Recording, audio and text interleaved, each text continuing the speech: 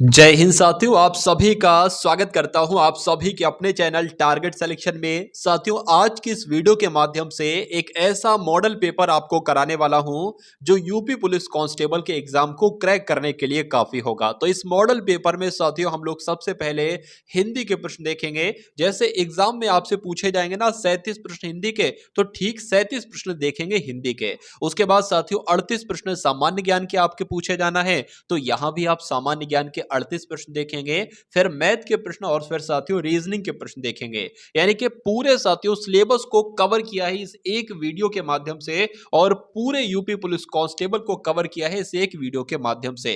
तो क्लास में साथियों अगर आपने एंट्री कर दी है और आप चाहते हैं कि इस बार वर्दी आपके बदन पर हो, तो इस पूरे मॉडल पेपर को शुरू से लेकर आखिर तक देखेंगे तो एग्जाम को क्रैक करना आपके लिए बहुत आसान हो जाएगा। तो क्लास आपकी शुरू हो चुकी है और पहला प्रश्न आपकी स्क्रीन पर आ चुका है कि हरियाली एक शब्द है ना, तो ये कैसा शब्द है? ये जातिवाचक संज्ञा है, समूहवाचक संज्ञा है, भाववाचक संज्ञा है? तो कहा जा सकता है साथियों ये तो भाववाचक संज्ञा है। आंसर आपका जाएगा सी के साथ। अगर बात करें साथियों कोई भी ऐसा शब्द हो जिसमें कोई भाव नजर आ रहा हो, तो वो क्या होगा साथियों? भाववाचक संज्ञा होगा।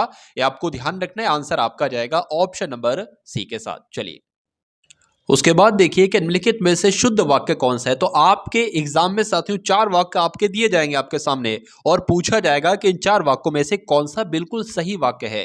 तो सीता ने ये कही, ये वाक्य साथियों गलत लग रहा है। सीता ये कही, ये भी गलत लग रहा है। सीता ये कहा, ये भी गलत लग रहा है। सीता ने यह कहा, तो ये साथियों वाक्य आपका बिल्कुल सही लग रहा है। अब सही लग रहा है तो यही आपका साथियों क्वेश्चन का बिल्कुल करेक्ट आंसर है। उसके बाद देखिए जिसके सिर पर चंद्र हो उसके लिए साथियों अगर एक शब्द आपसे पूछा जाए तो क्या हो सकता है? तो क्या हो सकता है साथियों? चंद्रशेखर हो सकता है। आंसर आपका बी के साथ। अधिग्रह शब्द की अगर बात करते हैं साथियों, तो अधिग्रह शब्द का विलोम साथियों क्या होता है आपको बताना है। तो अधिग्रह शब्द का विलोम क्या होगा? अनधिकृत होगा। ये आपको ध्यान रखना है। आंसर आपका जाएगा ऑप्शन नंबर सी के साथ। भाई बहुत बढ़िया, वेरी गुड क्लास। शुद्ध वर्तनी वाला शब्द देखिए साथियों पूरे जो हिंदी के 37 प्रश्न है ना, बिल्कुल वैसे ही डेकोरेट किए गए हैं, बिल्कुल वैसे ही तैयार किए गए हैं जैसे एग्जाम में आपसे पूछा जाएगा। तो अगर साथियों यही 37 के 37 सवाल आपकी परीक्षा में आ जाते हैं तो कितना स्कोर रहता है ये भी आपको एक बार देखना है। और पूरे मॉडल पेपर में से आप देखिएगा और बताइएगा कि कितने प्रश्न आप बिल्कुल करेक्ट कर पाए, क्योंकि मैं कह सकता हूं साथियों दावे के साथ कि इस पूरी क्लास में से कई सारे क्वेश्चंस आप देखेंगे अपने रियल एग्जाम में। तो शुद्ध वर्तनी वाला शब्द इसमें से कौन सा है? अगर आपसे कहा जाए साथियों कि ऋषि लिखकर बताइए, तो आपको कैसे लिखना है? जैसे ऑप्शन नंबर बी में लिखा हुआ है। उसके बाद देखिए कि शुद्ध वर्तनी वाला, देखिए शुद्ध वर्तनी वाला आपके लिए चैप्टर ही बहुत इंपॉर्टेंट है, ठीक है ना। तो शुद्ध वर्तनी अगर बात करें तो कौन सा यहां पर शब्द आपको बिल्कुल करेक्ट लग रहा है? तो अगर बात करें दीर्घायु, जैसे ऑप्शन नंबर ए में लिखा हुआ ना वैसे लिखा जाता है। तो जिनका आंसर यहां पर ए हो जाता है तो बिल्कुल करेक्ट हो जाता है।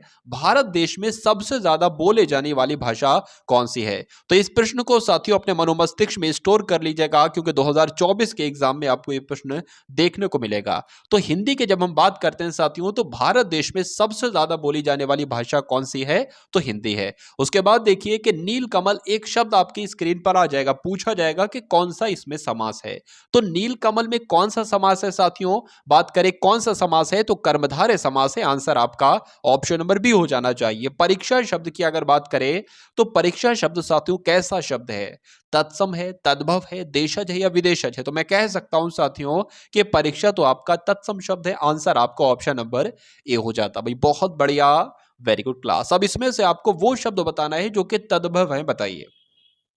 तो इसमें से साथियों तद्भव कौन से शब्द हैं? और आधा की अगर बात करेंगे ये आपका तद्भव शब्द हो जाएगा, जबकि कूप है, विद्या है, व्योम है, ये सारे के सारे तत्सम शब्द हो जाएंगे।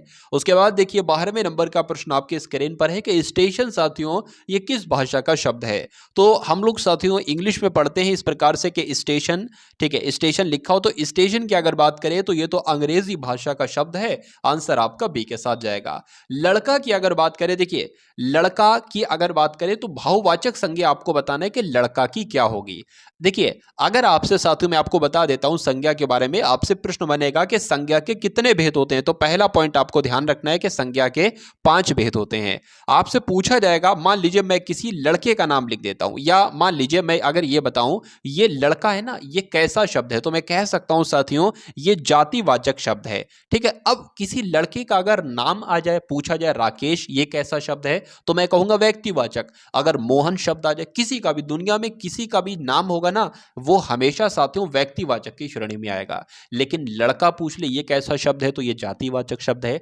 लड़की अगर पूछ ले शब्द कैसा है, तो ये जातिवाचक है। लेकिन अगर लड़कियों में पूरी दुनिया में से किसी का भी नाम आ जाए, सीता है, सुनीता है, या कह सकते हैं पार्वती है, किसी का भी नाम आ जाए, तो वो कैसा होगा, वो आपको ध्यान रखना है। एक लड़की का नाम जो होता है ना, वो व्यक्तिवाचक होता है। जैसे कि अगर बात करें नदी की, नदी कैसा शब्द है, तो जातिवाचक संज्ञा है। लेकिन अब अगर किसी नदी का नाम आ जाए, जैसे गंगा नदी, सरस्वती नदी, तो ये व्यक्तिवाचक संज्ञा हो जाएगी। ठीक है, और नदी शब्द आपको ध्यान रखना है जातिवाचक संज्ञा है। तो ये पॉइंट साथियों आपको ध्यान रखना है। जब हम बात करते हैं कि लड़के शब्द की भाववाचक संज्ञा बनाने की कोशिश करते हैं, तो लड़कपन बनता है। आंसर आपको ऑप्शन नंबर सी के साथ जाना चाहिए। अब उसके बाद देखिए कि निम्नलिखित वाक्यों में से किस वाक्य में सर्वनाम का अशुद्ध प्रयोग हुआ है। सर्वनाम किसे कहते हैं? सर्वनाम की जब हम बात करें तो संज्ञा के स्थान पर जो शब्द आते हैं उनको क्या कहा जाता है साथियों, आपको ध्यान रखना है, सर्वनाम कहा जाता है। जैसे कि अगर मैं आपसे बात बताऊं कि मेरा नाम अदनान है, तो अदनान पढ़ रहा है मैंने लिखा। अब यहां पर अदनान क्या है? अब अदनान यहां पर साथियों जो शब्द है ना, वो एक व्यक्तिवाचक संज्ञा है। लेकिन अगर मैं अदनान को हटाकर मैं यहां पर यह वाक्य लिख दूं कि मैं पढ़ रहा हूं, तो मैं यहां पर क्या हो जाएगा, सर्वनाम हो जाएगा। मतलब अभी अदनान नाम था तो वो व्यक्तिवाचक था, अब वहां पर अदनान नाम हट गया, अब क्या आ गया, वहां पर सर्वनाम आ गया। तो मैं है, हम है, तुम है, ये सारे के सारे सर्वनाम शब्द होते हैं। तो सर्वनाम की भी मैंने आपको साथियों डेफिनेशन बता दी। यहां पर अगर बात करें तो वह स्वयं यहां नहीं आना चाहते, यहां पर तो बिल्कुल साथियों सही इस्तेमाल किया गया है सर्वनाम का। आपके आग्रह पर मैं दिल्ली जा सकता हूं, यहां पर भी बिल्कुल सही है। मैं तेरे को एक घड़ी दूंगा, साथियों यहां पर ये पूरा तो वाक्य ही गलत है। पहली बात कहा जाए ये वाक्य ही गलत है और अशुद्ध वाक्य है, तो इसलिए यही आपका राइट आंसर हो जाता है। अब उसके बाद देखिए कि निम्नलिखित वाक्य में रेखांकित शब्द विशेषण है, उसका भेद आपसे साथियों पूछा जा रहा है, बताइए। तो यहां पर रेखांकित शब्द क्या है, कुछ है। तो कुछ बच्चे कक्षा में शोर मचा रहे हैं, तो कुछ शब्द जो है ना उसमें कौन सा विशेषण, क्या गुणवाचक विशेषण है? तो मैं कहूंगा नहीं। अनिश्चित परिमाणवाचक विशेषण है? नहीं। देखिए कुछ बच्चे की यहां पर बात की गई है, अब वो 5 बच्चे भी हो सकते हैं, 6 बच्चे भी हो सकते हैं, 10 बच्चे भी हो सकते हैं, तो सार्वनामिक विशेषण भी नहीं होगा। हाँ, यहां पर संख्यावाचक विशेषण हो जाएगा, लेकिन कैसा संख्यावाचक? अनिश्चित संख्यावाचक विशेषण हो जाएगा। अगर कुछ की जगह पर यहां पर लिखा होता 10 बच्चे कक्षा में शोर मचा रहे हैं, तो वहां पर साथियों निश्चितवाचक संख्या विशेषण होगा। लेकिन अभी हमें पता नहीं है ना बच्चों की संख्या कितनी है, तो इसलिए हमारा आंसर किसके साथ जाएगा? अनिश्चित संख्यावाचक विशेषण के साथ जाएगा। उसके बाद देखिए साथियों कि औंधी खोपड़ी एक मुहावरा है, और इस मुहावरे का आपसे पूछा जा रहा है कि मतलब क्या होता है। साथियों अगर आप लोग चैनल पर नए हैं तो चैनल को आप सभी लोग सब्सक्राइब कर लीजिए, बेल आइकन पर क्लिक कर लीजिए, क्योंकि मैं कह सकता हूं साथियों अगर एग्जाम तक आपको जो कंटेंट दिया जाए इस चैनल के माध्यम से, अगर आप उसको पढ़ लेते हैं, आप अपने मनोमस्तिष्क में उसको बेहतर तरीके से स्टोर कर लेते हैं, तो एग्जाम आपके लिए बहुत हलवा हो जाएगा। एग्जाम के प्रश्नों को आप धुआं धुआं कर देंगे, क्योंकि मैं आपको साथियों एग्जाम तक वो सब कुछ पढ़ा दूंगा जो एग्जामिनर जहां तक नहीं जा पाएगा, जहां तक उसकी पहुंच नहीं पहुंच पाएगी, मैं आपको वहां तक पहुंचा दूंगा। ठीक है, तो जो भी एग्जामिनर साथियों आपके एग्जाम में डालेगा वो सभी का सभी कंटेंट आपको इस क्लास में कहीं ना कहीं से मिल जाएगा। हो सकता हो आज जो पढ़ा रहा हूं उसमें से कई सारे क्वेश्चंस आए, कल मैं पढ़ाऊं, तो डेली साथियों इस चैनल पर क्लास चलती है, एसएससी जीडी की भी चलती है और यूपी पुलिस की भी चलती है। तो अगर चैनल पर आप लोग नए हैं तो चैनल को सब्सक्राइब करके बेल आइकन पर क्लिक कीजिएगा। वीडियो को अभी तक आपने लाइक ना किया हो तो वीडियो को भी लाइक कीजिएगा, और एक प्यारे से कमेंट के माध्यम से बताइएगा कि क्लास आपको कैसी लग रही है। चलिए खैर, बात करें औंधी खोपड़ी की, तो कुछ लोग औंधी खोपड़ी के होते हैं, पट कहा जाता है उनको। तो क्या कह सकते हैं साथियों? मूर्ख होना। एक तरीके से अगर बात करें, मूर्ख जो होता है ना, कि बिल्कुल अगर बात करें मूर्खों वाली बात करता है, उसको कह रहे भाई उसकी खोपड़ी तो बिल्कुल औंधी है। आंसर आपका ए के साथ। चारू चंद्र की चंचल किरणें में अलंकार साथियों कौन सा है, आपसे पूछा जा रहा है। देखिए मैं आपको बता चुका हूं, अगर एक पंक्ति लिखी हो और उस पंक्ति में साथियों शब्द में क्या आ रहा हो, जैसे कि चा यहां पर भी है, चा यहां पर भी है, चा यहां पर भी है। तो आप देख रहे हो कि वर्णों की आवृत्ति हो रही है, और जब वर्णों की आवृत्ति किसी भी पंक्ति में होती है तो वहां पर कौन सा अलंकार होता है? अनुप्रास अलंकार होता है। आंसर आपका जाएगा ऑप्शन नंबर ए के साथ, और जिनका आंसर यहां पर ए है तो बिल्कुल करेक्ट है। उसके बाद देखिए कितने पाकिस्तान, ये एक रचना है, इसके रचनाकार साथियों कौन है? तो कमलेश्वर साथियों इसके रचनाकार हैं। आंसर आपका ए के साथ। भारत में हिंदी को आप किस वर्ग में रखेंगे? मतलब हिंदी देखिए, भारत की कोई राष्ट्रीय भाषा तो है नहीं, लेकिन भारत की राजभाषा है। क्या राजभाषा है? हिंदी की अगर बात करें तो यह भारत की साथियों राजभाषा है। आंसर आपका जाएगा 1 के साथ, ए के साथ। उसके बाद देखिए वर्णों के समूह को जिससे कोई निश्चित अर्थ निकलता हो उसको क्या कहा जाता है? जैसे कि मैंने साथियों यहां पर क्या लिखा, मैंने एक शब्द लिखा नदी। अब मैं यहां पर लिख देता नदू, ठीक है, तो इससे कोई अर्थ निकल रहा है? नहीं निकल रहा है। मुझे क्या पता इसका मतलब क्या होता है, लेकिन मुझे पता है कि मैंने एक शब्द लिखा है, इसका अर्थ होता है नदी और इसका कुछ मतलब होता है। तो वर्णों का वर्ण यही तो हो जाएंगे, एक ये वर्ण हो जाएगा, ये हो जाएगा, ये हो जाएगा, तो एक तरीके से ये वर्णों का समूह ही तो है। तो वर्णों के समूह को जिससे कोई निश्चित अर्थ निकलता हो उसको क्या कहा जाता है साथियों? शब्द कहा जाता है। आपको ध्यान रखना है। आंसर आपका जाएगा ऑप्शन नंबर बी के साथ। भाई बहुत बढ़िया, वेरी गुड क्लास। अगर बात करें साथियों घा का उच्चारण स्थान क्या है, तो साथियों जब हम बात करते हैं खा की, सॉरी का की, खा की, गा की, घा की, अड़ा की, तो सारे ये सारे के सारे साथियों आपको ध्यान रखना है कंठ के अंतर्गत आते हैं। तो घा की अगर बात करें, घा भी आपका कंठ के अंतर्गत आएगा। आंसर आपका बी के साथ। उसके बाद देखिए साथियों प्रत्युत्पन्नति एक शब्द यहां पर लिखा हुआ है, और यहां पर आपसे पूछा जा रहा है कि शब्द का उपसर्ग क्या होगा, बताइए। तो उपसर्ग की अगर बात करें, शुरू में क्या लगा हुआ है साथियों? प्रति लगा हुआ है। आंसर आपका जाएगा ऑप्शन नंबर बी के साथ, और जिनका आंसर यहां पर बी है तो बिल्कुल करेक्ट है। अब उसके बाद देखिए कि निम्नलिखित में से किस शब्द में प्रत्यय का प्रयोग हुआ है? मैं कह सकता हूं साथियों ये 37 प्रश्न आपके लिए सर्वश्रेष्ठ प्रश्न है। यानी कि जब भी क्लास बनाता हूं और हिंदी के साथियों स्पेशली जो प्रश्न मैं रखता हूं ना, पूरी हिंदी का निचोड़ वहां पर समाहित हो जाता है।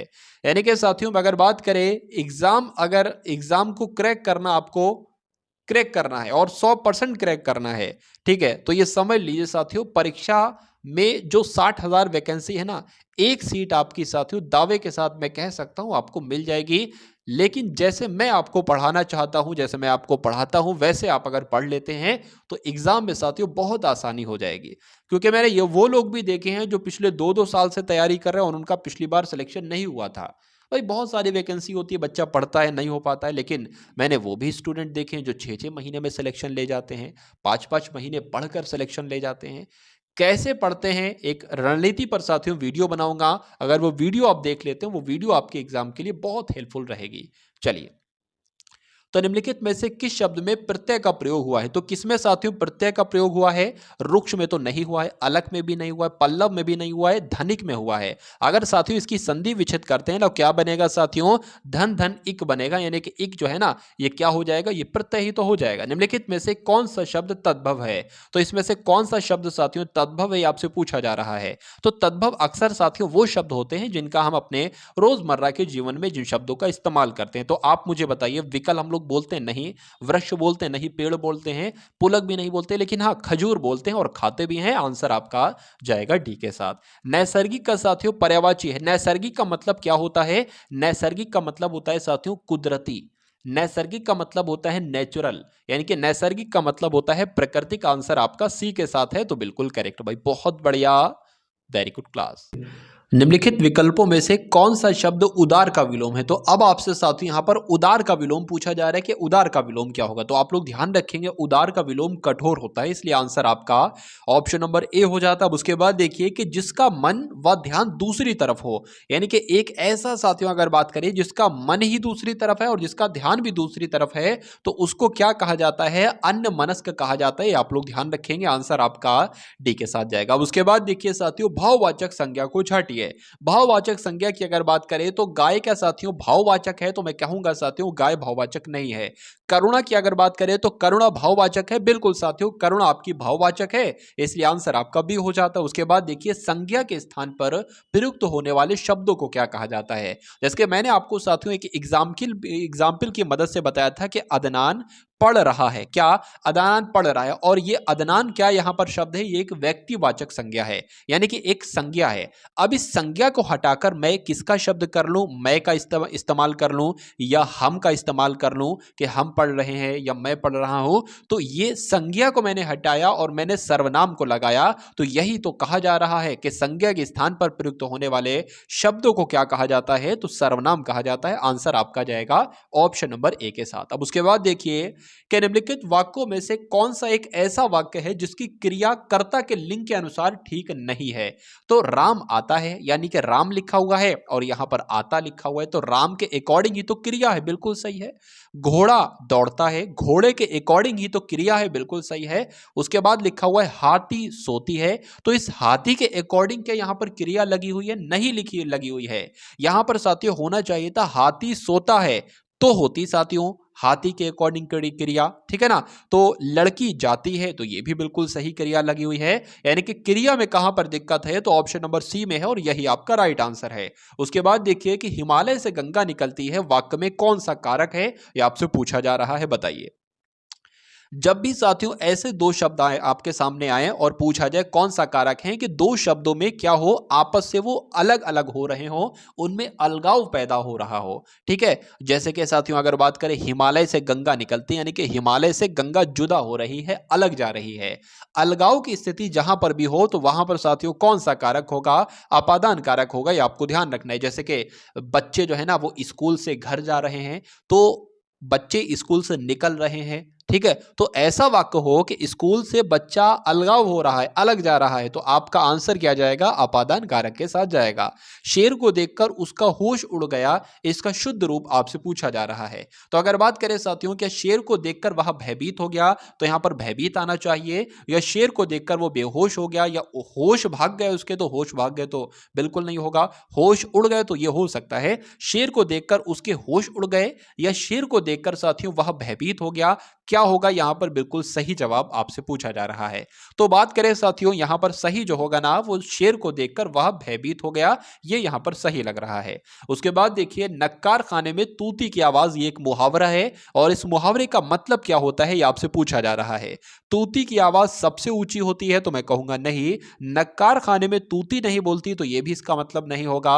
नकारे लोगों की सर्वत्र तूती बोलती है, तो यह भी नहीं। समर्थ व्यक्ति के सामने असमर्थ व्यक्ति का प्रभाव नहीं पड़ता, ये तो बिल्कुल सही है, ठीक है, ये बिल्कुल सही है। यानी कि अगर आपके सामने या आप एक ऐसे सामने एक व्यक्ति के सामने चले जाओ जो समर्थ नहीं है किसी भी चीज में, तो क्या होगा साथियों, नक्कार खाने में तूती की आवाज, यानी कि आपकी ही आवाज जमेगी, तूती की आवाज नहीं जमेगी। तो कुल मिला के आंसर आपका जो जाएगा वो ऑप्शन नंबर डी के साथ जाएगा। कलेजे पर सांप लौटना, यह भी एक मुहावरा है और इसका मतलब क्या होता है साथियों, देखिए किसी को देखकर जलन पैदा हो जाना, हसद पैदा हो जाना या ईर्ष्या पैदा हो जाना क्या कहलाया जाता है, कलेजे पर सांप लौटना कहलाया जाता है। तो ईर्ष्या से जल उठना ही क्या कहते हैं, कलेजे पर सांप लौटना कहते हैं। आंसर आपका अगर है ऑप्शन नंबर बी तो बिल्कुल करेक्ट है।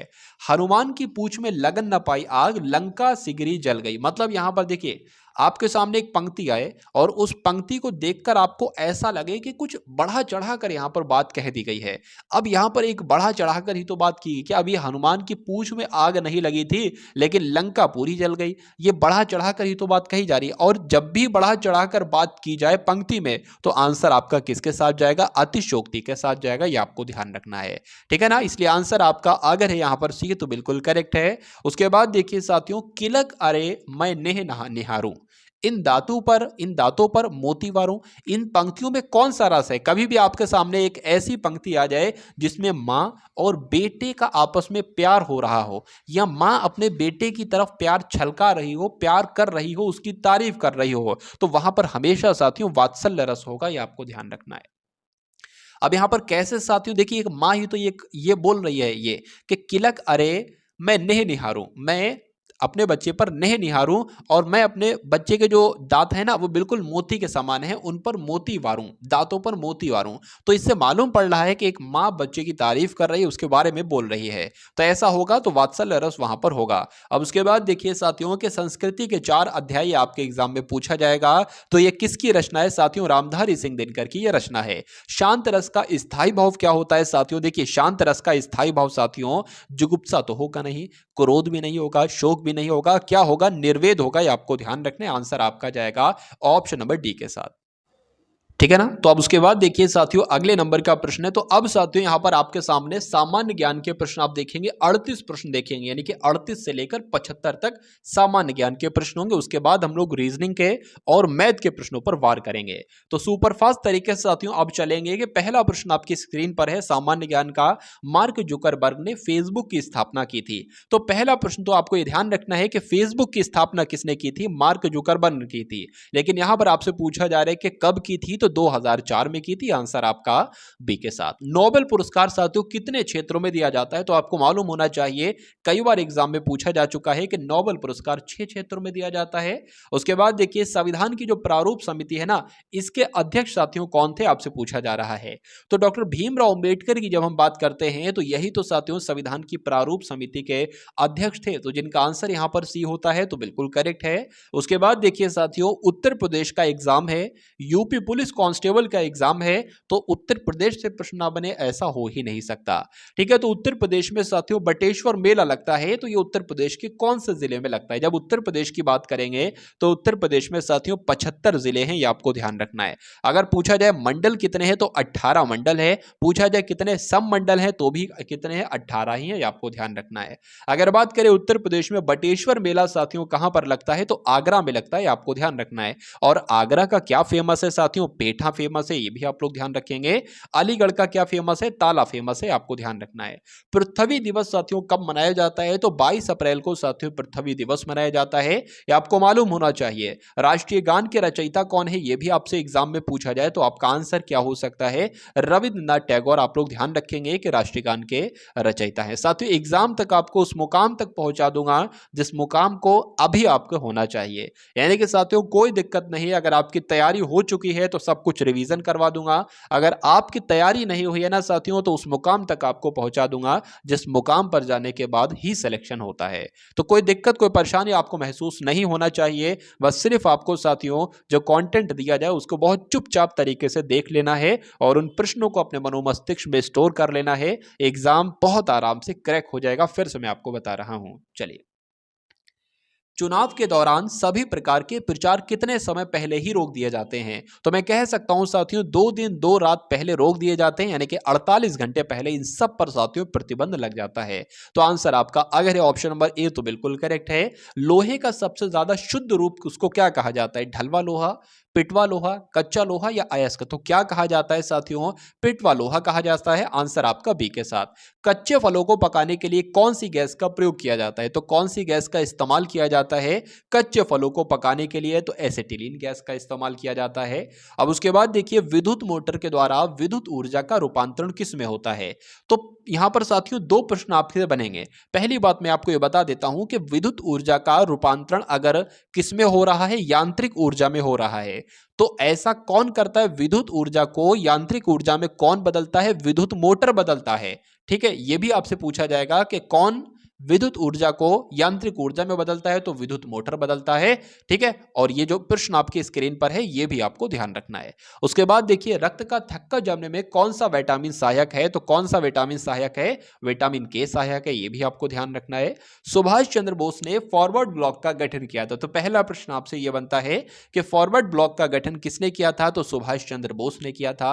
पूछा जाए कब किया था? तो 1939 में किया था, इसलिए आंसर आपका ऑप्शन नंबर ए हो जाता है। अब उसके बाद देखिए 50 नंबर का प्रश्न आपकी स्क्रीन पर है कि भारत के नियंत्रक एवं महालेखा परीक्षक का कार्यकाल कितने वर्ष का होता है? तो कितने वर्ष का होता है साथियों? 6 साल का होता है, यह भी आपको याद होना चाहिए। उसके बाद देखिए साथियों कि मैग्सेसे अवार्ड्स पाने वाले पहले भारतीय कौन थे?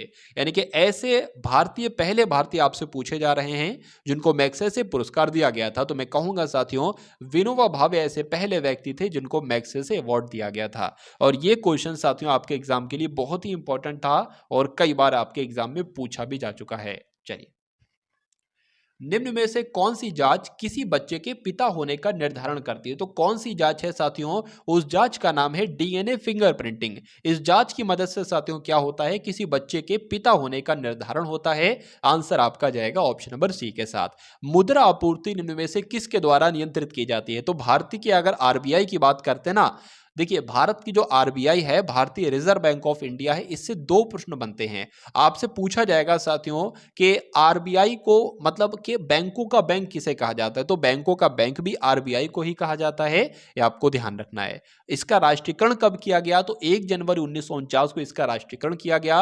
और स्थापना कब की गई, तो 1935 में इसकी स्थापना की गई। ठीक है ना।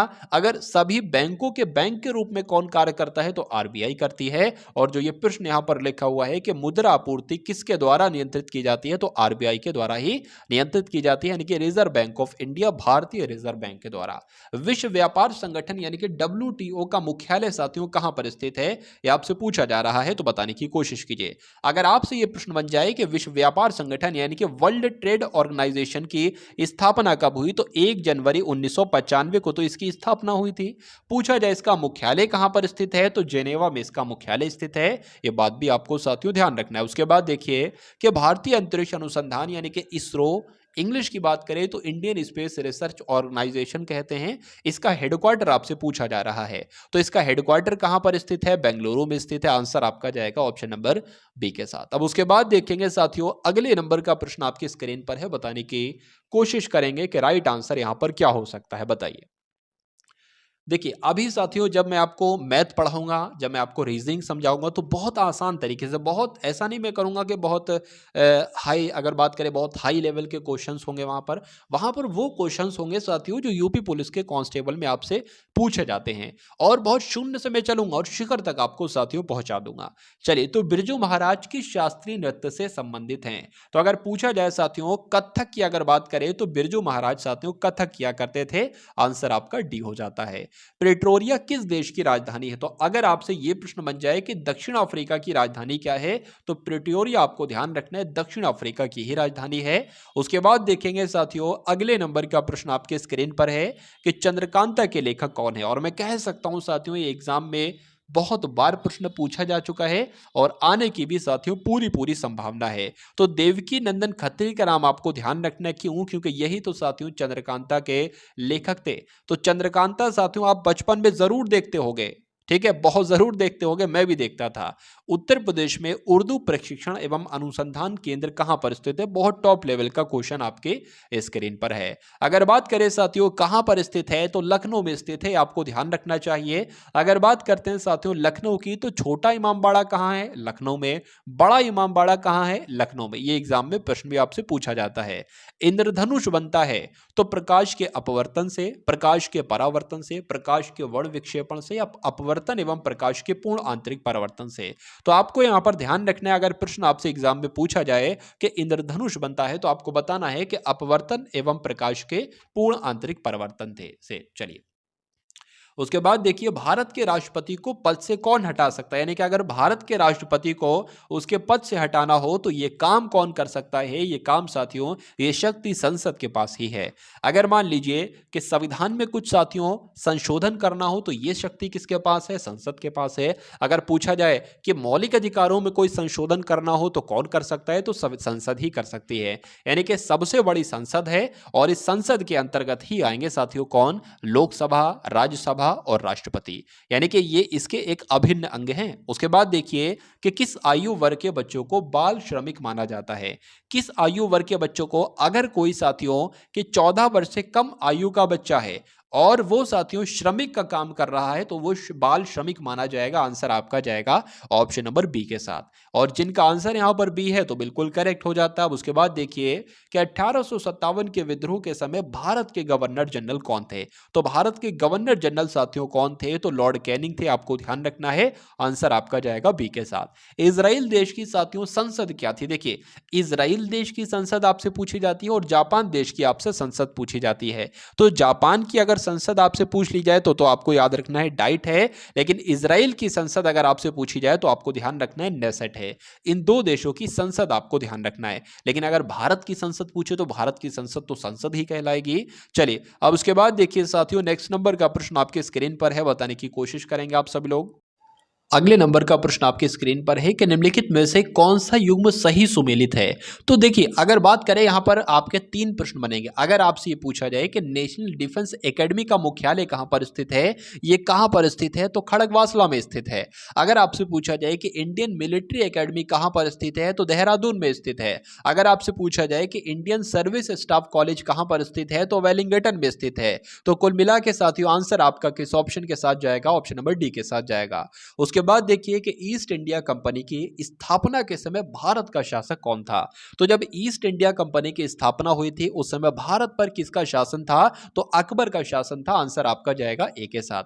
उसके बाद देखिए साथियों, एक नेक्स्ट नंबर का प्रश्न आपकी स्क्रीन पर है कि अष्टांगिक मार्ग के सिद्धांत का प्रतिपादन किसने किया था। तो महात्मा बुद्ध ने, महावीर स्वामी ने, दयानंद सरस्वती ने, स्वामी दयानंद सरस्वती ने या विवेकानंद जी ने। तो यहां पर अगर बात करें महात्मा बुद्ध की, यानी कि गौतम बुद्ध की बात करें, तो अष्टांगिक मार्ग का उपदेश किसने दिया था? तो महात्मा बुद्ध ने दिया था।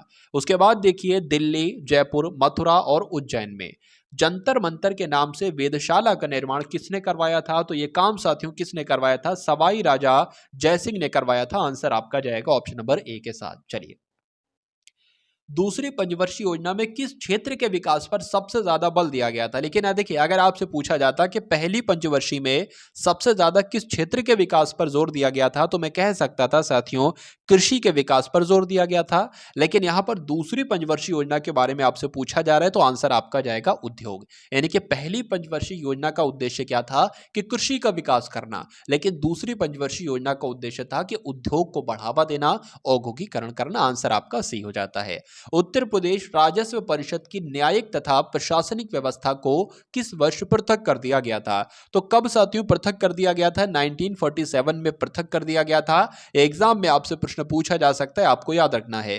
कोणार्क किस लिए प्रसिद्ध है? आपसे पूछा जा रहा है। तो साथियों कोणार्क में क्या है? कोणार्क में ही तो सूर्य मंदिर है, तो इसलिए ही तो साथियों कोणार्क जाना जाता है अपने सूर्य मंदिर के लिए। आंसर आपका जाएगा ए के साथ। पर्यावरण का निर्माण होता है। देखिए, पर्यावरण की अगर हम बात करते हैं तो ये पर्यावरण आखिर है क्या? मैं आपको डेफिनेशन बता देता हूं पर्यावरण की। मान लीजिए साथियों ये कौन है? ये मान लीजिए साथियों ये आप हैं, ठीक है, या मैं हूं। अब मेरे चारों तरफ साथियों क्या है? मान लीजिए साथियों ये क्या है? ये मैं हूं और मेरे चारों तरफ यहां पर क्या है? आबो हवा भी है। मान लीजिए कोई दरवाजा भी होगा आसपास, कोई दीवार भी होगी आसपास, मेरे आसपास कुछ लोग भी होंगे, मेरे आसपास कुछ जानवर लोग भी होंगे, मेरे आसपास मिट्टी भी होगी, मेरे नीचे जमीन भी होगी। तो ये सब कुछ क्या है? ये सब कुछ साथियों वाया पर्यावरण कहलाया जाता है, इन्वायरमेंट इसको कहा जाता है। ठीक है, अगर इसमें से एक चीज भी साथियों ना हो, हवा ना हो, पानी ना हो, तो साथियों पर्यावरण वो कैसे हम कह सकते हैं? तो सब कुछ यानी कि जो भी हमारे चारों तरफ है उसको क्या कहा जाता है? पर्यावरण कहा जाता है। अब हमारे चारों तरफ साथियों दो प्रकार की चीजें होंगी, ये आप नोटिस करना। एक तो जैविक चीज होगी, जैविक मतलब जानदार चीज, और एक अजैविक चीज होगी मतलब बेजानदार चीज। अब जैविक चीज जो है जिसमें जीव आते हैं, जैसे कि इंसान हमारे आसपास हैं वो जैविक हैं, जानवर हमारे आसपास हैं वो जैविक हैं।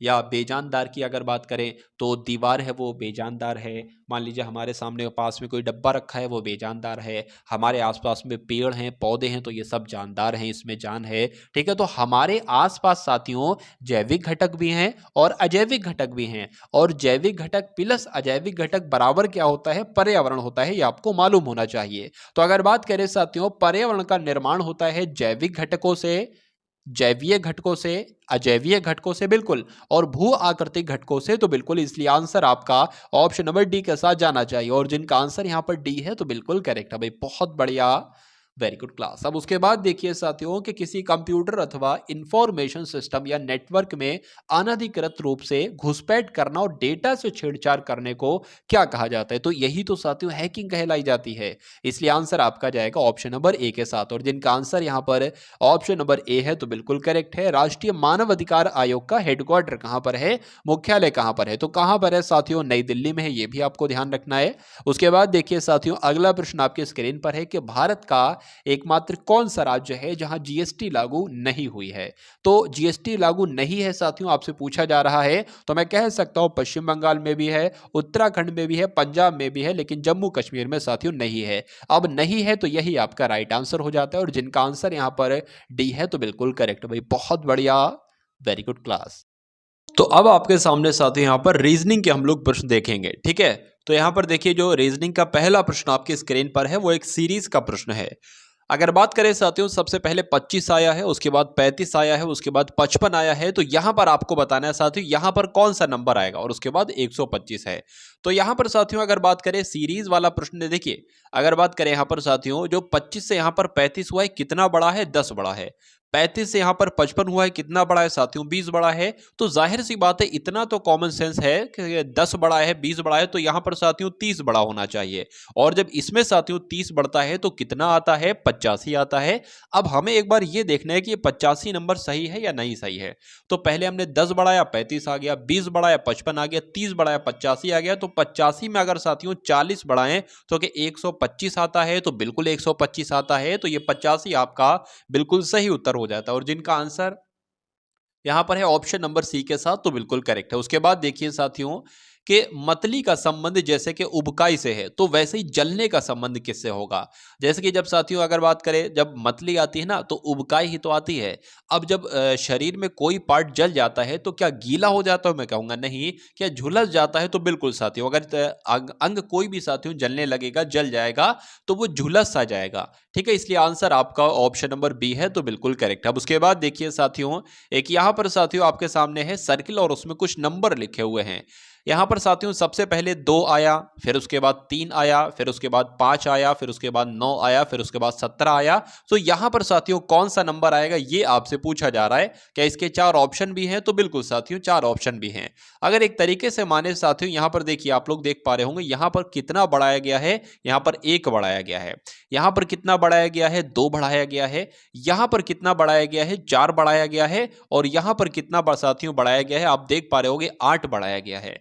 तो देखिए, एक का डबल किया 2 आ गया, 2 का डबल किया 4 आ गया, 4 का डबल किया 8 आ गया। तो 8 का डबल करेंगे साथियों यहां पर 16 आ जाएगा। यानी कि 17 और 16 कितना होता है साथियों, 33 होता है। तो क्या 33 अगर ऑप्शन में है तो 33 आपका बिल्कुल सही उत्तर हो जाएगा। ठीक है ना, अगर 33 यहां पर ऑप्शन में है तो 33 आपका बिल्कुल सही उत्तर हो जाता है। तो क्या साथियों आंसर आपका जाएगा ऑप्शन नंबर सी के साथ, और जिनका आंसर यहां पर सी है तो बिल्कुल करेक्ट है। उसके बाद देखिए साथियों नेक्स्ट नंबर का प्रश्न आपकी स्क्रीन पर है, देखिए और बताइए क्या राइट आंसर हो सकता है। साथियों देखिए एसएससी जीडी की अगर बात करें तो एग्जाम आपका क्वालिफाइड हो जाएगा, कोई दिक्कत नहीं है। मतलब जितना कट ऑफ की अगर बात करें तो कट ऑफ से कहीं ज्यादा आपके नंबर होंगे। आपने चैनल साथियों सब्सक्राइब कर लिया होगा, मुझे यकीन है। और मैं ये समझ लीजिए बिल्कुल आपको शून्य से उठा रहा हूं, और वहां तक साथियों मैं आपको लेकर जाता रहूंगा। मतलब ले जाकर पहुंचा दूंगा जहां पर आपको अभी होना चाहिए। यानी कि एग्जाम को क्रैक करने के लिए जहां पर आपका होना चाहिए वहां मैं आपको पहुंचा दूंगा। भले ही उसके बाद आप चैनल अनसब्सक्राइब मार देना सिलेक्शन के बाद, कोई दिक्कत नहीं है। खैर, तो यहां पर साथियों AZB है, उसके बाद CYD है। तो जैसे इसका संबंध जो है ना, वैसे ही आपको बताना है EXF का संबंध किस ऑप्शन से होगा, A से, B से, C से या D ऑप्शन से। तो कुल मिला के लेटर पोजीशन आपको मालूम होना चाहिए। A की लेटर पोजीशन तो साथियों 1 होती है, उसके बाद Z की बात करें तो 26 होती है, और B की बात करें साथियों 2 होती है। यहां पर अगर बात करें उसके बाद साथियों C की लेटर पोजीशन 3 होती है, Y की आपकी 25 होती है, और D की आपकी 4 होती है। इसमें सबसे पहले हमें देखना है कि क्या रिलेशन इसमें है। तो यहां पर 1 से साथियों 3 हुआ है, यानी कि 2 की बढ़ोतरी हुई है। यहां पर 26 से 25 हुआ है, यानी कि साथियों 1 माइनस हुआ है। और ये 2 से 4 हुआ है, यानी कि यहां पर भी 2 की बढ़ोतरी हुई है। तो बीच वाले में 1 घटाना है, और आजू बाजू वाले में साथियों 2 बढ़ाना है। तो इसमें भी हम यही करेंगे। इसमें x की अगर बात करें ना, 3 हमें निकालना है, एक ये, एक ये, एक ये। बीच की अगर साथियों जब हम यहां पर बात करेंगे, अगर x में साथियों अगर हम 1 को घटाएंगे तो क्या आएगा, देखिए एक्स की अगर साथियों बात करें, सबसे पहले इसमें 2 बढ़ाएंगे तो ई है ना, EFG, तो यहां पर साथियों जी आ जाएगा। ठीक है भाई साहब, यहां पर हमने क्या लिख लिया, जी लिख लिया। उसके बाद एफ की बात करें 6 नंबर पर होता है, तो 6 में जब 2 बढ़ाएंगे तो कितना आएगा, 6 7 8, यानी कि एच यहां पर आ जाएगा। और एक्स की जब हम साथियों बात करते हैं तो इसकी लेटर पोजीशन 24 होती है। अब 24 में से साथियों कितना घटाना है, एक ही तो घटाना है। तो 23 पर क्या होता है, डब्ल्यू होता है। कि GWH ऑप्शन में आपको दिख रहा है साथियों, तो बिल्कुल दिख रहा है। आंसर आपका जाएगा ऑप्शन नंबर ए के साथ, और जिनका आंसर यहां पर ऑप्शन नंबर ए है तो बिल्कुल करेक्ट है भाई, बहुत बढ़िया, वेरी गुड क्लास। अब उसके बाद देखिए साथियों ADG है, GLM है। तो उसके बाद आपको बताना है कौन सा यहां पर ऑप्शन बिल्कुल सही तरीके से आएगा। देखिए जब हम बात करें साथियों लेटर पोजीशन में आपको याद कराना चाहता हूं, ए आपको पता है कि साथियों 1 पर होता है, डी आपका 4 पर होता है और जी 7 पर होता है। ठीक है, उसके बाद अगर बात करें जी 7 पर होता है, आपका जे 10 पर होता है और एम 13 पर होता है। यहां पर अगर बात करें साथियों देखिए कितना बढ़ाया गया है, तो मेरा मानना है साथियों 3 बढ़ाया गया है।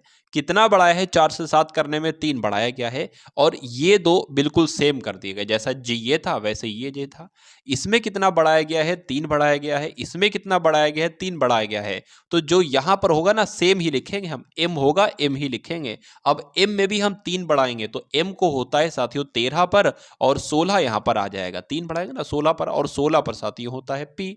उसके बाद फिर से यहां पर 3 बढ़ेगा तो 3 क्या बढ़ेगा तो 19 आ जाएगा, 19 पर होता है एस। क्या एमपीएस ऑप्शन में साथियों है, तो बिल्कुल है। और कौन सा ऑप्शन में है, ऑप्शन नंबर बी वाले में है। तो जिनका आंसर साथियों यहां पर है ऑप्शन नंबर बी के साथ, तो बिल्कुल करेक्ट भाई, बहुत बढ़िया, वेरी गुड क्लास। अब उसके बाद देखेंगे नेक्स्ट नंबर का प्रश्न आपकी स्क्रीन पर है। आपसे पूछा जा रहा है कि यदि प्लस का मतलब है, मैं आपको यहां पर लिखकर बता देता हूं कि प्लस का मतलब साथियों क्या है, गुणा है।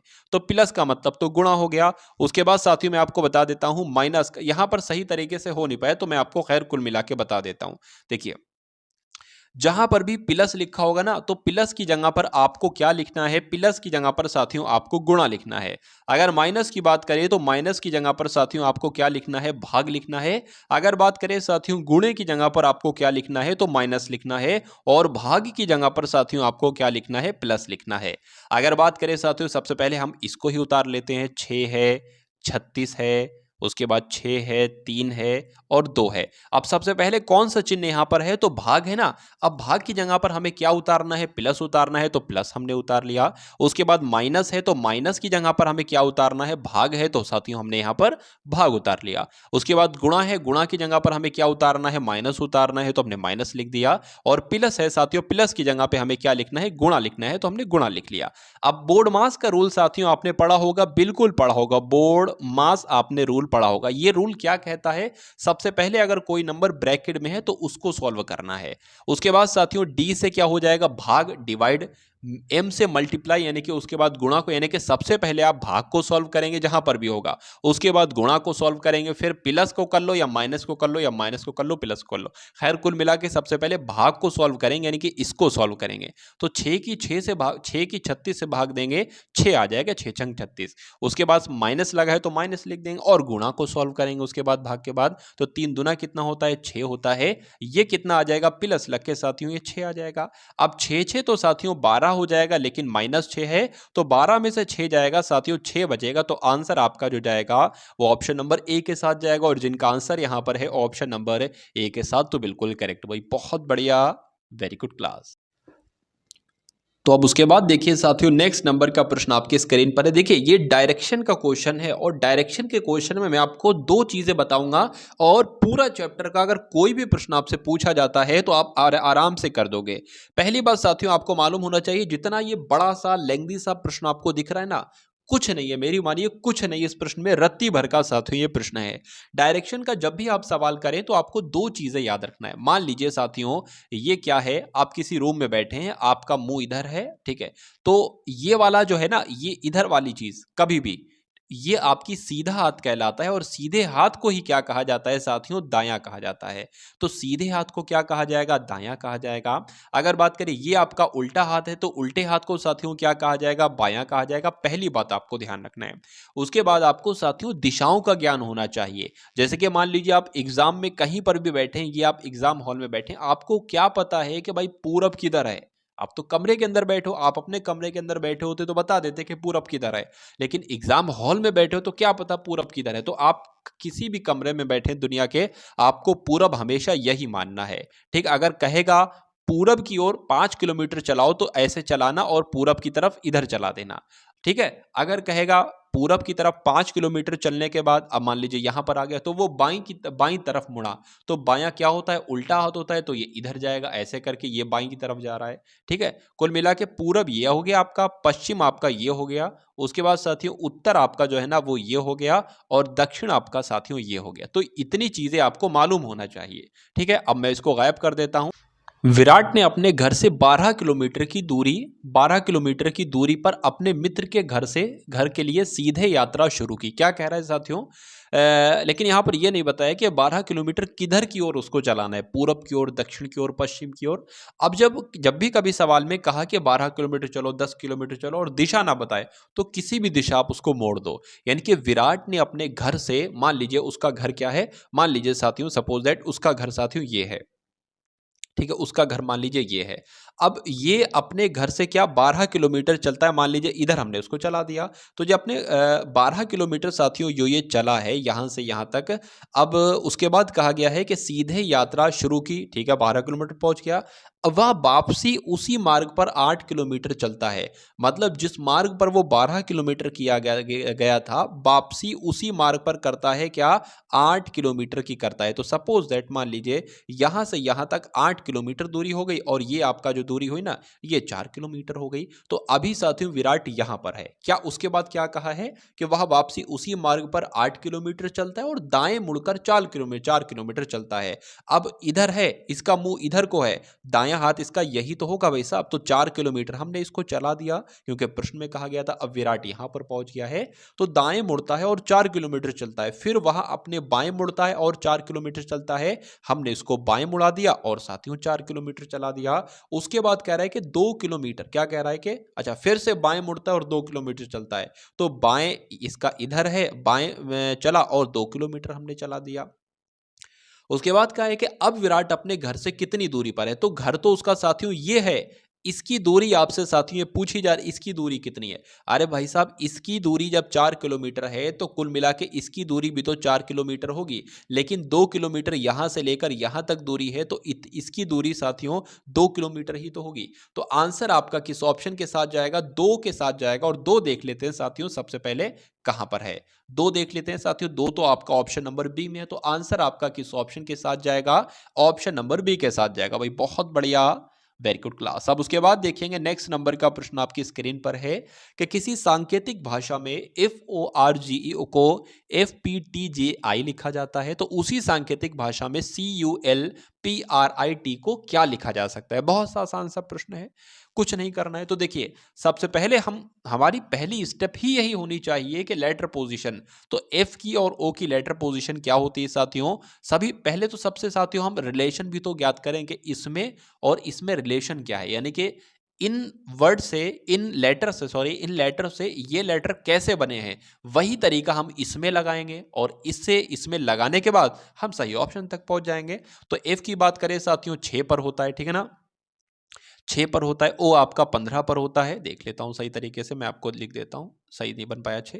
देखिए 6 होता है, एफ जो होता है 6 पर होता है, ओ आपका 15 पर होता है, आर आपका 18 पर होता है और जी 7 पर होता है, ठीक है, और ई आपका 5 पर होता है। क्या लिखा गया है इसकी जगह, FPTJI लिखा है। तो एफ होता है आपका 6 पर और पी होता है आपका 16 पर और टी आपका होता है 20 पर, T20 हो जाएगा, जे आपका जोकर 10 साल का और आई साथियों 9 पर।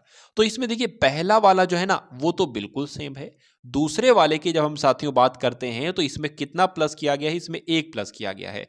18 से ये 20 हुआ है साथियों, कितना प्लस किया है, +2 किया गया है। और ये 7 से 10 हुआ है, कितना प्लस किया गया है, 3 प्लस किया गया है। और इसमें साथियों 5 से 9 हुआ है, इसमें 4 प्लस किया है। तो कुछ नहीं करना है साथियों, मतलब ये जो है ना इसमें ये पहले ऐसा ही लिख दोगे, सी जैसे लिखा है वैसे ही लिख दिया हमने। उसके बाद यू में मतलब उसके बाद यहां पर हम देख लेंगे 1 प्लस किया गया था, तो यू के बाद साथियों क्या आता है, वी आता है, तो वी लिख देंगे। अब इसमें 1 प्लस किया, देखिए इसमें कुछ नहीं प्लस किया गया, इसमें 1 प्लस किया गया, तो इसमें 2 प्लस करेंगे।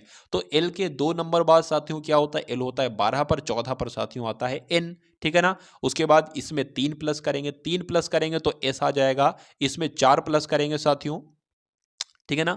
तो इसमें साथियों जब हम 4 प्लस करेंगे तो कितना आ जाएगा, वी आ जाएगा। और इसमें हम 5 प्लस करेंगे तो 14 आ जाएगा, एन आ जाएगा। इसमें हम 6 प्लस करेंगे तो जेड आ जाएगा। तो ये साथियों ऐसा कहां पर लिखा हुआ है ये आपको ढूंढना है, यानी कि CVNSVNZ। तो ये तो साथियों आपका ऑप्शन नंबर सी में लिखा हुआ है। तो यही आपके प्रश्न का, यही आपके क्वेश्चन का प्रश्न का बिल्कुल करेक्ट आंसर है। अब उसके बाद देखिए साथियों एक अलग तरीके का क्वेश्चन आपकी स्क्रीन पर है। देखिए यूपी पुलिस कांस्टेबल की अगर बात करें तो जो रीजनिंग आती है ना साथियों, वो अच्छी रीजनिंग आती है और आपको ये भी मालूम होना चाहिए कि 55 क्वेश्चंस पूछे जाते हैं। यानी कि अगर बात करें साथियों 150 क्वेश्चंस में से सिर्फ 55 क्वेश्चंस तो रीजनिंग के ही आ जाते हैं। तो अगर यूपी पुलिस कांस्टेबल का आपको एग्जाम निकालना है तो मैं कह सकता हूं साथियों कि हिंदी पर और रीजनिंग पर आपको कमांड होना चाहिए। मैं आपको साथियों हिंदी भी ऐसी पढ़ा दूंगा कि 37/37 आपके बहुत आराम से आ जाएंगे। 36 का भी मैं टारगेट नहीं लेता, मैं आपको यह भी नहीं कहता कि 37 में से 36, 37 तो 37 मतलब 37 के 37 प्रश्न जमेंगे एग्जाम में। अगर रीजनिंग की बात करें तो रीजनिंग भी मैं आपको ऐसे ही पढ़ा दूंगा। देखिए 2-3 सवाल अगर ऊट पटांग आ गए तो कोई दिक्कत नहीं है, लेकिन 55 की अगर बात करें तो 55 में से 52 से 53 क्वेश्चन आप बिल्कुल सही करके आओगे रीजनिंग के सेक्शन में।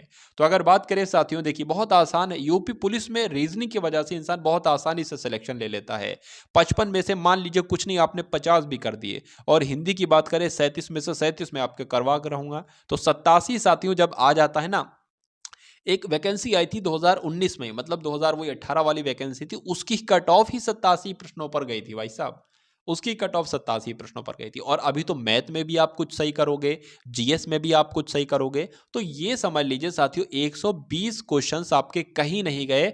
इतनी मैं आपकी तैयारी करवा दूंगा कि 150 प्रश्नों में से 120 प्रश्न आप सही कर दो। और जब आप 120 प्रश्न सही करोगे तो वो 80% कहलाएगा। और किसी भी एग्जाम में साथियों एक आइडियल स्कोर जो होता है ना वो 80% ही होता है। मतलब अगर 80% आपने सही कर दिए, ठीक है, काटा पीटी करके नेगेटिव मार्किंग, तो कोई दुनिया की ऐसी ताकत नहीं है जो लिस्ट में आपका नंबर लाने से आपको रोक दे।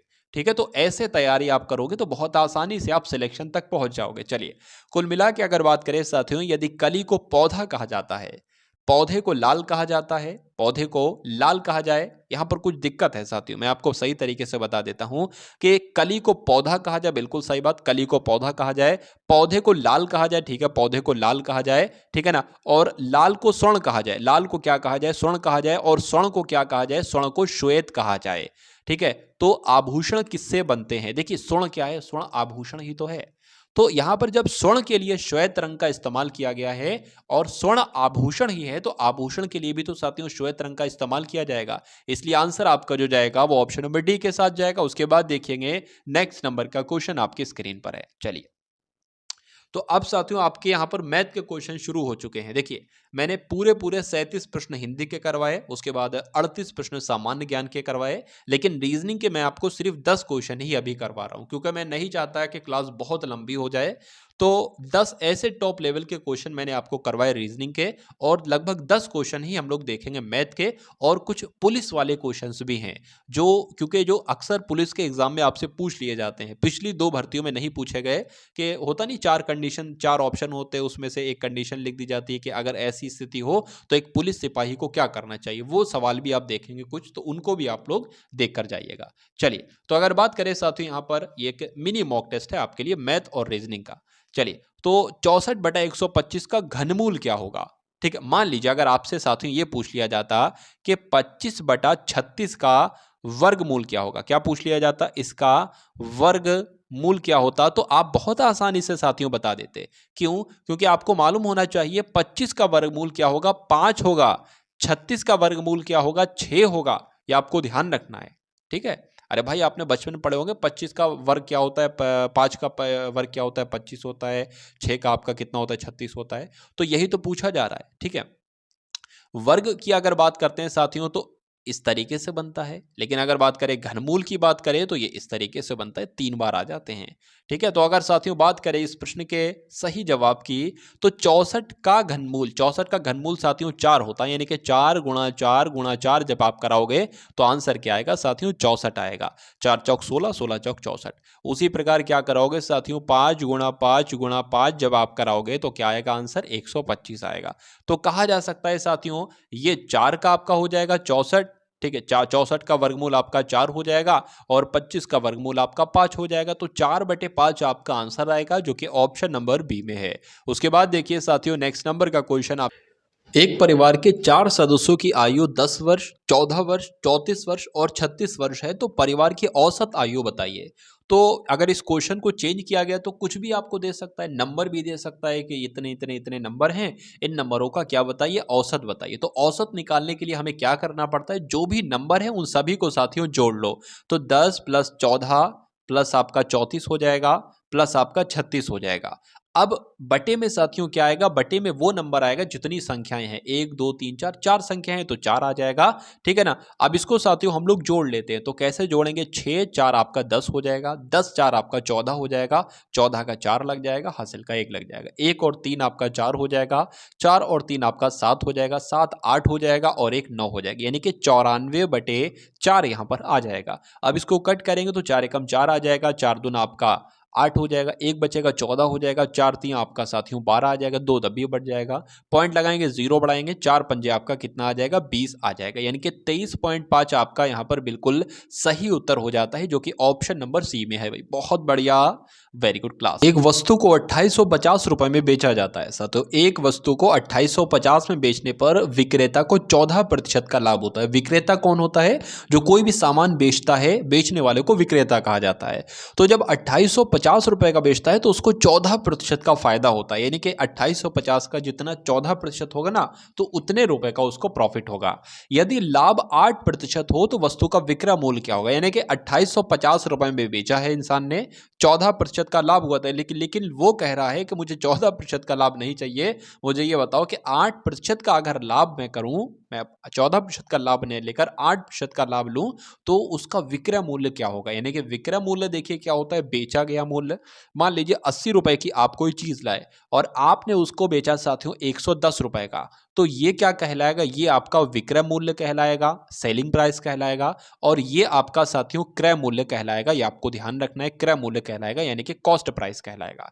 तो विक्रय मूल्य और क्रय मूल्य आपके डिफरेंस आप समझ गए होंगे, ठीक है। उसके बाद देखिए अगर बात करें, बहुत आसान सा प्रश्न है, कोई दिक्कत आपको नहीं लेना है। चलिए, तो अगर बात करें साथियों कि 2850 रुपए जो हैं, ठीक है, ये क्या है, ये तो इसमें 14% लाभ है और अपने आप में भी 100 है, यानी कि 114% की जो वैल्यू है ना साथियों, वो कितनी है, वो 2850 है। इसमें से 100 तो उसका क्रय मूल्य है और 14% को उसका लाभ हुआ है, तो 114% की वैल्यू 2850 है, तो 100% की वैल्यू क्या होगी। तो 100% की वैल्यू कैसे निकालेंगे, 2850 कर देंगे और अपॉन में साथियों कितना आ जाएगा, 114 आ जाएगा, और यहां पर क्या आ जाएगा साथियों, 100 आ जाएगा। ये ऐसे निकाल लेंगे, कोई दिक्कत नहीं है। अब इसको साथियों जरा 2 से कट करते हैं, ठीक है, 50 आ जाएगा। इसको साथियों 2 से कट करेंगे तो 2 पंजे आपका 10 आ जाएगा, 2 सत्ते आपका कितना हो जाएगा, 14 हो जाएगा। अब इसको 3 से कट करेंगे, 3 एकम 3 आपका हो जाएगा, 3 नीम आपका 27 हो जाएगा, 3 नीम आपका 27 हो जाएगा, 3 पंजे 15 हो जाएगा और 0 लग जाएगा। 19 से अगर साथियों कट करेंगे तो 19 पंजे 95 हो जाएगा, यानी कि 50 और 50 यहां पर साथियों ये आ जाएगा। और 50 और 50 की गुणा करेंगे, मैं इसको गायब कर रहा हूं, 50 और 50 की गुणा करेंगे साथियों तो 2500 आएगा। यानी कि अब हमें पता क्या चला, पता ये 2500 क्या चीज है, ये 2500 है साथियों 100%, मतलब ये क्रय मूल्य एक तरीके से कह सकते हैं, क्रय मूल्य कह सकते हैं। मतलब 14% लाभ भी तो हुआ इसमें, अगर 14% लाभ इसमें से हटा दिया जाए तो वो चीज 2500 रुपए की है।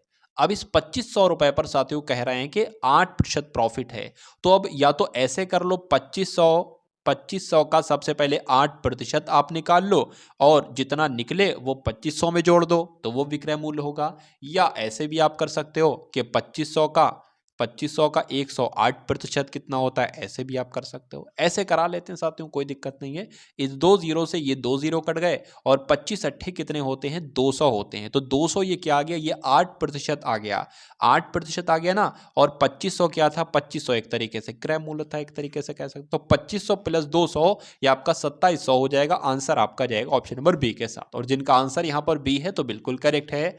अब उसके बाद देखिए साथियों, नेक्स्ट नंबर का प्रश्न आपकी स्क्रीन पर है, बताइए।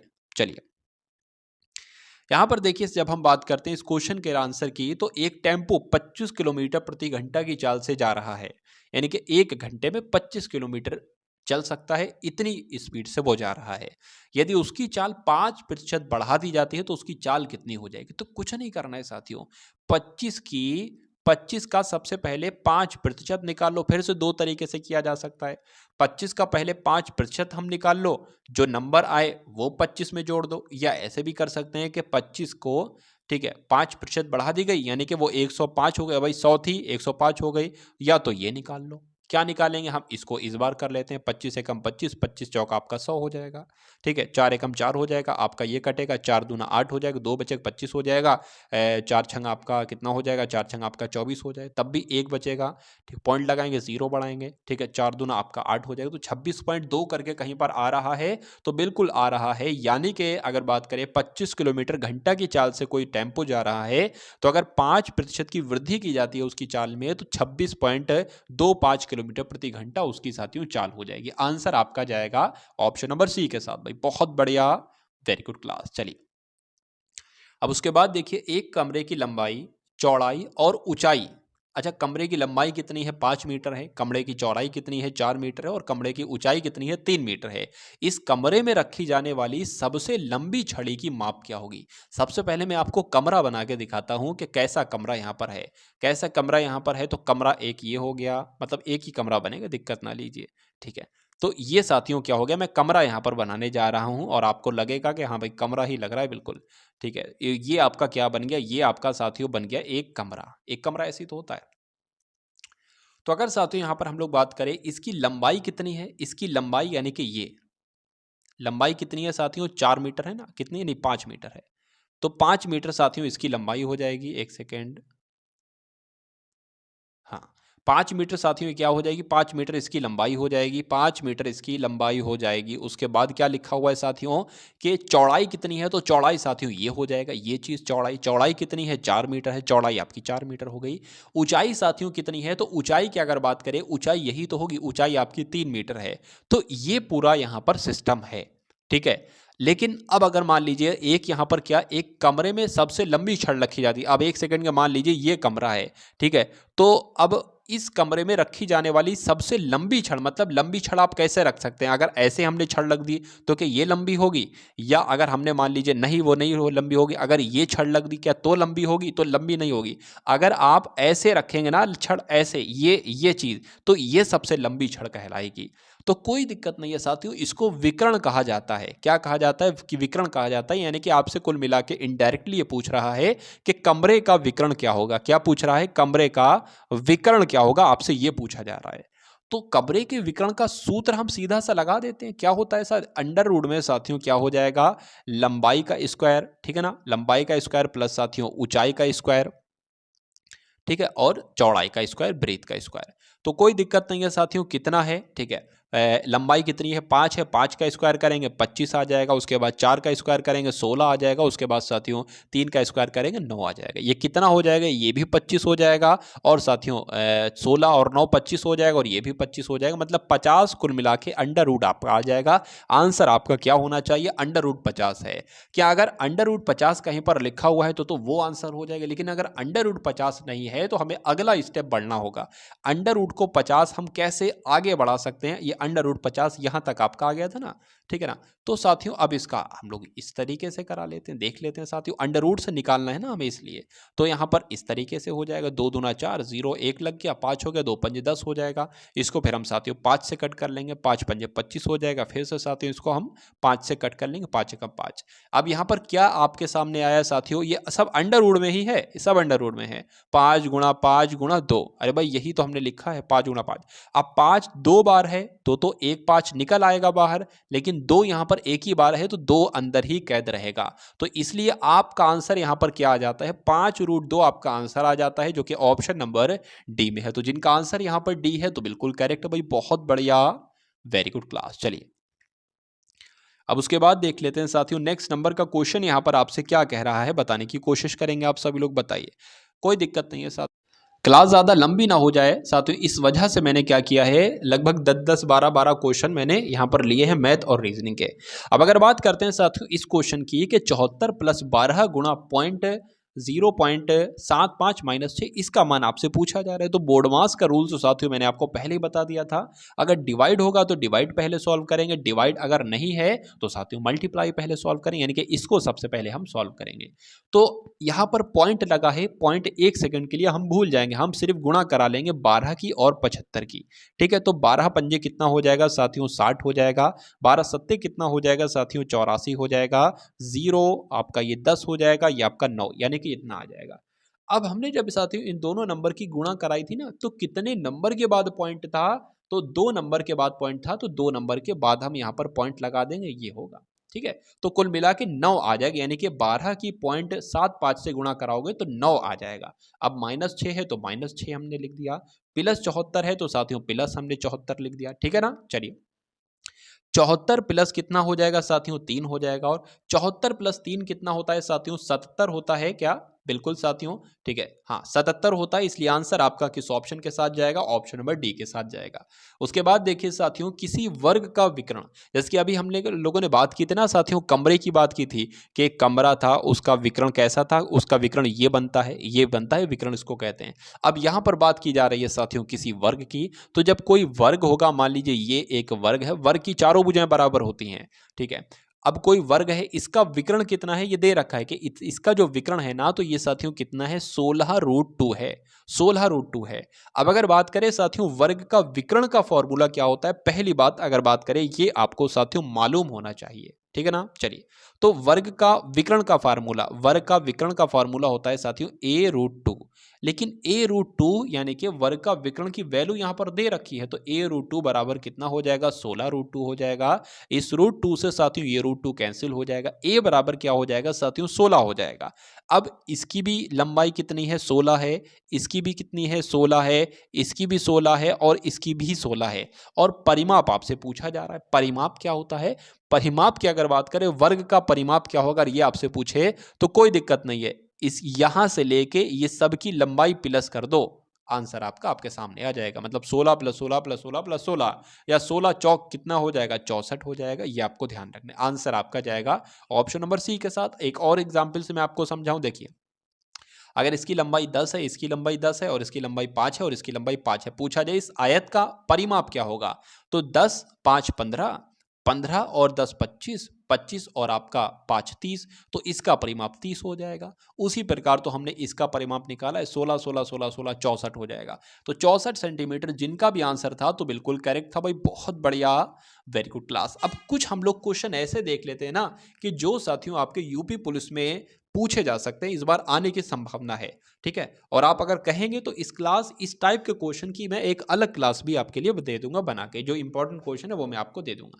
चलिए, तो खैर कुल मिला के अगर बात करें, आपको देखना है, आपको अभी से एक पुलिस वाला अपने को समझना है और फिर इन क्वेश्चंस को अटेम्प्ट करना है, आंसर तक बहुत आराम से पहुंच जाएंगे। चलिए, यदि पीड़ित व्यक्ति थाने पर अपनी पुत्री के अपहरण की रिपोर्ट लिखवाने गई, यानी कि एक माँ है, उसकी बेटी गायब हो जाती है या उसको किडनैप कर लिया जाता है, तो उसकी रिपोर्ट थाने पर लिखवाने आती है, थाना प्रभारी ने उसकी रिपोर्ट नहीं लिखी, ऐसे में उसे क्या करना चाहिए, तो थाने के बाहर बैठकर धरना देना चाहिए क्या, रिपोर्ट का संक्षिप्त विवरण डाक द्वारा पुलिस अधिकारी को भेजना चाहिए, या समाचार पत्रों में पुलिस की निष्क्रियता का समाचार प्रकाशित कराना चाहिए, या साथियों उत्तर पुलिस क्या लिखा हुआ है, चलिए उच्च पुलिस अधिकारियों को थाने की लिखित शिकायत भेजी जानी चाहिए। तो यहां पर साथियों आपसे पूछा जा रहा है, तो क्या हो सकता है साथियों, इस क्वेश्चन का बिल्कुल सही जवाब आपको बताना है। तो अगर बात करें साथियों, देखिए अब तो क्या है, अब तो रिपोर्ट का संक्षिप्त विवरण डाक के द्वारा पुलिस अधिकारी को भेजें, ये मतलब डाक के द्वारा तो नहीं, लेकिन हाँ ऑनलाइन रिपोर्ट अब होती है, तो यहां पर कुल मिला के ऑनलाइन रिपोर्ट की तरीके की बात करना चाहिए थी, डाक की बात नहीं करना चाहिए थी। ठीक है, तो इसलिए आंसर जिनका भी यहां पर बी है तो बिल्कुल करेक्ट है। देखिए, धरना तो नहीं दिया जा सकता, समाचार पत्रों में भी अगर किया जाएगा तो बहुत देर हो जाएगी, निष्क्रियता का समाचार प्रकाशित कर नहीं, उच्च पुलिस अधिकारियों को थाने की लिखित शिकायत भेजें ऐसा भी नहीं, तो साथ ही ऑनलाइन रिपोर्ट करवाए, ये होना चाहिए कायदे में। उसके बाद देखिए, महिलाएं भी पुलिस सेवा के लिए सर्वथा उपयुक्त हैं, क्यों, क्योंकि देखिए बहुत सारी बहनें हमारी ऐसी हैं जो पुलिस एग्जाम की तैयारी कर रही हैं, उनकी तैयारी ऐसी करा दूंगा कि एक बार में सिलेक्शन उनका बहुत आराम से हो जाएगा। चलिए, तो अगर बात करें साथियों, महिलाएं भी पुलिस सेवा के लिए सर्वथा उपयुक्त हैं, क्यों, क्योंकि उनमें चरित्र बल व मानसिक दृढ़ता पुरुषों से कम नहीं होती, बिल्कुल सही बात है। उनमें भी साहस, सामर्थ्य व बुद्धि पुरुषों से कम नहीं होती, या वे पुरुषों से अधिक कर्तव्यनिष्ठ व समर्पण भावना से कार्य कर रही हैं, या साथियों वे पुरुषों से अधिक सहनशील व संवेदनशील होती हैं, बताइए। तो इस क्वेश्चन का जो सही जवाब होगा साथियों, कहा जा सकता है कि महिलाएं भी पुलिस सेवा के लिए सर्वथा उपयुक्त हैं, क्योंकि उनमें चरित्र, बल व मानसिक दृढ़ता पुरुषों से कम नहीं है। जितना पुरुषों में है उतना ही महिलाओं में है। तो आंसर आपका साथियों अगर है ऑप्शन नंबर ए तो बिल्कुल करेक्ट है। उसके बाद देखिए कि यदि कोई लावारिस बच्चा सड़क पर घूमता हुआ पाया जाए तो आप उस कंडीशन में साथियों क्या करेंगे? उसके घर का पता लगाकर छोड़ कर आएंगे, अपने घर उस बच्चे को ले जाएंगे, ध्यान ही नहीं देंगे, या बच्चे को ही न बंद कर देंगे? तो क्या करेंगे साथियों, आपको ध्यान रखना, उसके घर का पता लेंगे और उसके घर पर उसको छोड़ाएंगे। उसके बाद देखिए किन अपराधों का प्रयत्न अपराध है। तो क्या अगर कोई हत्या कर रहा है तो क्या वो अपराध का प्रयत्न नहीं कहलाएगा? बिल्कुल कहलाएगा। लूट कर रहा है तो वो भी साथियों अपराध कहलाएगा। सदोष मानव का वध कर रहा है तो वो भी कहलाएगा। इसलिए आंसर आपका जाएगा डी के साथ। उसके बाद देखिए लोग किस तरह के कांस्टेबल को पसंद करते हैं। मान लीजिए आप एक किस प्रकार के आप सिपाही बने जिससे लोग आपको पसंद करें।